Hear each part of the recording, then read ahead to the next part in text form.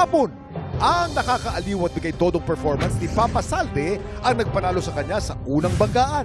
Pero sa back-to-back tapatan, ang kampiyon si RD Asadon pa rin ang umangat.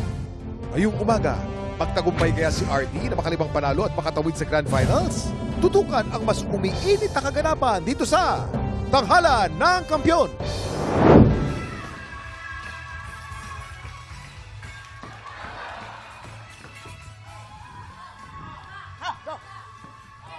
Magkakaroon na ba tayo ng bagong grand finalist mamaya pag nanalo si RD Asadon kasi, mamang?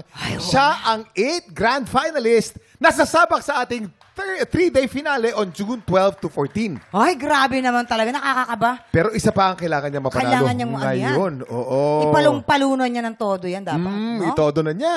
Pero kanina, yung ganun ko, parang ang dating sa akin, ballroom eh. Yung sayo, ubando sa Bulacan. Sayaw sa ubando mga. Yung ubando naman galing din sa ballroom din naman yan. Yan ang talaga. local version ng ballroom. Sige. 1, 6, 7, 8, and 1. Turumba, Marianga. Tara na.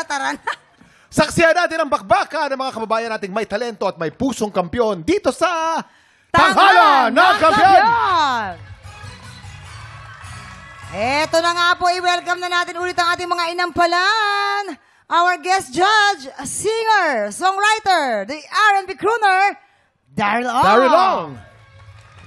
Concert stage performer and queendom diva, Jessica Villarubin.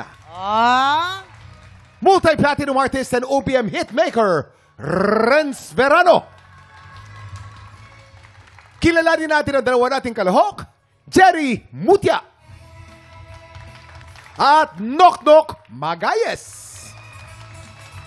Sila ang sasabak sa unang banggaan! Kaya Jerry, ito naman, kwenta mo na kung sa trabaho mo as a soundman, parang tawag. Po yung naglalapat ng original na tunog. Okay. Kung alam ba, tulad ng pagkatok, tulad ng footstep, suntukan, sampalan. Natanong kasi mga, pag nakikinig ako ng radyo, pagbukas ang pinto, yan. Ito na, hinakabula kita ng kabayo. Tapos ang kabayo. May bao, di ba? bao na nyog. Ilang taon mo nang ginagawa to? Bali, siguro mga 8 taon. Ngayon, ito kasi si Kuya Jerry, late na nag-asawa. Ngayon, may 7 taong gulang ka na anak. Ngayon, tinuturuan mo rin ba siya kumanta? Okay naman, kaso lang, kaya wala kami. Saan ba siya? Probinsya siya, nasa Bicol. Sa Bicol naman. Doon ang side ng mother niya. Anong mensahe mo muna sa anak mo? Si papa mo, handang magsikap para sa'yo, para sa kinabukasan mo. Ang labang ito, para sa buong pamilya ko. Good luck sa'yo at sana nga pala rin ako. Jerry Mutia ng Mandaluyong! Hi, Jerry! Ito ko. Ayan. Ayan. Jerry! Hoy, alam niyo ba, ang balita, ikaw daw ay isang sound engineer sa isang radio at nagbo-voice talent ka rin. Soundman po. Yung Soundman, oo. Nagbibigay po ng tunay na sound effect. Kumbaga, ako yung gumagawa talaga. Ng mga sound effects, mga ganun-ganun. Pero nagbo-voice talent ka rin. Opo. Sample mo naman dyan. Bawa, boses batang lalaki. Sige, ako na yung lola. Nag-uusap tayo. Sige. Go. Action.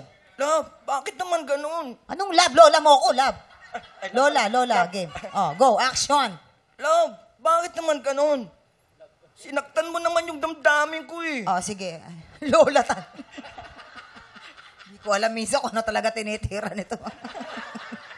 Ito na, ano kayang may bigay na score ang ating inampalan? Si Kuya Jerry kanina, pag yung tayo niya, parang akala mo parang, astigin eh. Action star ang dating. Action star. Kaya natuwa po ako nung kumanta na siya, lumabas yung, yung madamdamin na side.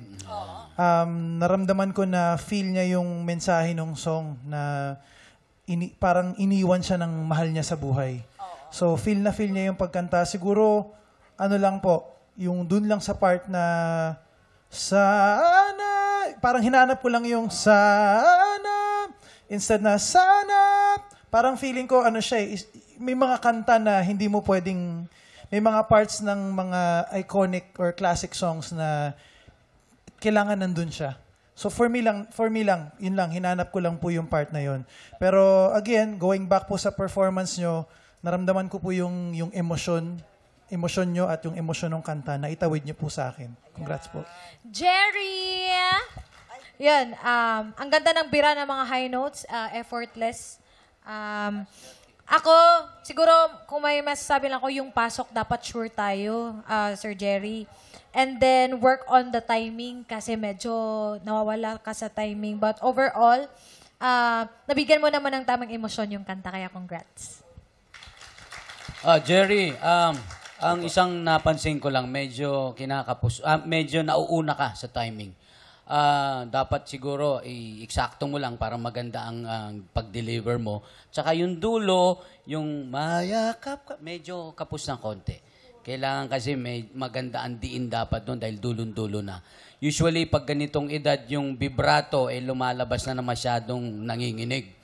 Oo, babawasan lang natin ng konti. Medyo dadagdagan mo lang ng mga straight bago mo iite tremolo. Pag ganyan kasing edad, emosyon na ang lumalabas. Ayan. Maraming salamat. Alamin na po natin kung ano namang score ang may bibigay ng ating mga inampalan. Jerry, ang stars na ibibigay ko sa'yo ay...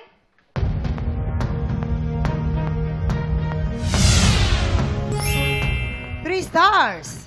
Jerry, ito naman po ang mga between na bibigay ko sa inyo.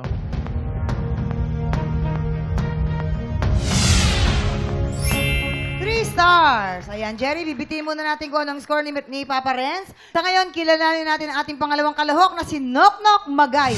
Baka mas tingin mo yung na nangyari sa'yo na ayaw mo nang balikan sa buhay mo? Siguro po yung nabaon po ako dahil po sa online sabong. Sa online sabong. Hindi ko na-control yung sarili ko at nadala po ako sa... Kala mo makakabawi. Ano namang lesson ang natutunan mo doon sa nangyari sa'yo? Yung kailangan po talaga pahalagahan yung bawat kinikita mo. Oo. Ano na yung mensahe mo sa tatlong anak mo at sa asawa mo? Sa aking mga anak, ayan, nandito lang si Papa para sa inyo. Hindi ko kayo pababayaan.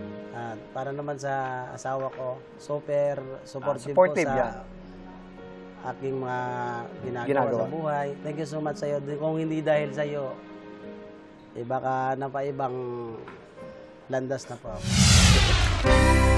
Noknok Magayas ng Bulacan! Hi, Noknok! Hello po. Saan ka sa Bulacan? May kawayan po. May kawayan. Oy, mga tiktropa, alam nyo ba si Noknok ay isang balut vendor? Tama ba? Opo. Hindi halata. Chisera, hindi.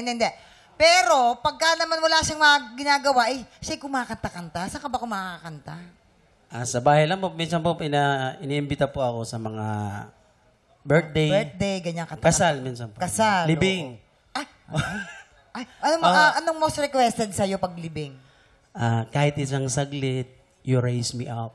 Tapos, lead me Lord. Wala mo. Minsan kasi may mga ibang libing na gusto nila yung mabibilis sa kanta, yung masasaya. Kasi yun ang request nung namayapa. Depende po sa... Kagaya ng, anong kanta? May naranasan mo na ba yon? Hindi pa ho. Hindi pa? Okay. Kung sakasakali may mag-request sa'yo ng fast song, ano kaya yon? Siguro po gusto ko po yung cha-cha. Chacha, naku, Diyos ko, umagahin kayo. Umagahin kayo. Naku, eto na, tignan nga natin kung anong masasabi ng mga inampalan. Kuya Noknok, magnanaknak sa kaya lang baka kapusin tayo sa oras. Kaya, masasabi ko lang po, ang ganda ng boses nyo, buong buo.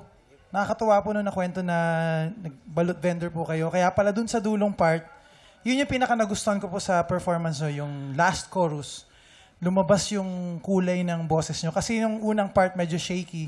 Pero yung dulong part, nagandahan po ako. Siguro may konti lang sa diction.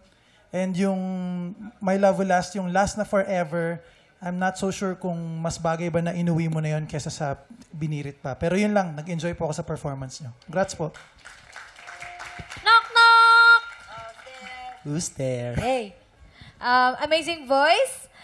Great song choice. Bagay na bagay siya sa boses mo. Nagustuhan ko yung part na nag-change key ka. Be mine. Yung sinastain mo doon. Gustong-gusto ko yung part na yon. Ang ganda ng pagka-deliver mo doon. Ako, kung may comment lang ako, work on your enunciation. Yun lang ng kulang. But overall, that was a good performance. Congrats. Thank you po.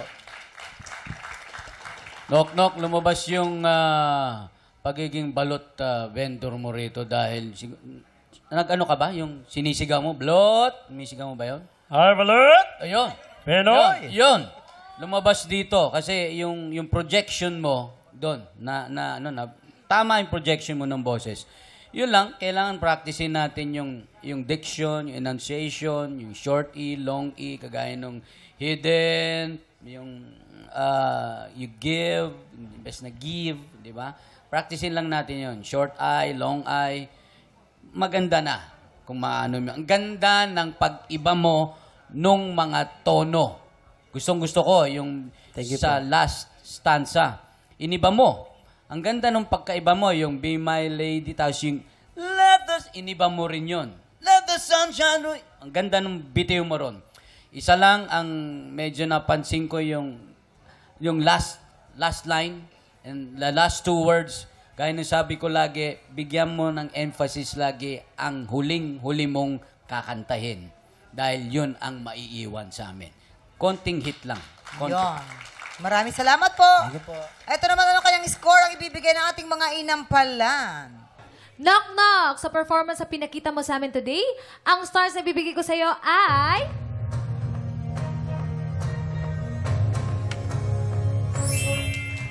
Four stars! Knock knock, ito naman ang mga stars na bibigay ko sa iyo ngayong araw.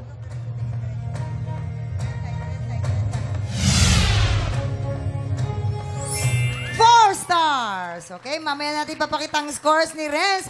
So far, si Gary ay meron na pong 6 stars at si Knock Knock ay meron naman pong 8 stars. Samantala, sa mga tiktropang gusto mag-audition sa tanghalan ng kampyon, please watch this. Tinatawagan ng mga Pilipinong may tabang ng kampyon at boses ng kampyon. Ito na ang pagkakataon mong ilaban ang iyong pangarap. Kung ikaw ay 16 to 50 years old at may boses na kayang makapagsabayan sa mga kampyon, sugod na sa GMA Network Studio 6 tuwing Miyerkules at Huwebes, 3 to 5 p.m. po yan. Hanapin lang si Romel Bago, ilabas ang iyong pusong kampyon dito sa Tanghalan ng Kampyon!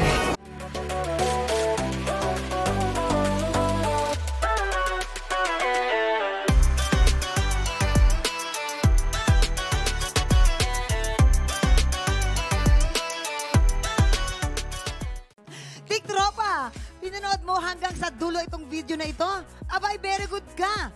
For more happy time, watch more TikTok Lock videos on our official social media pages and subscribe to GMA Network official YouTube channel.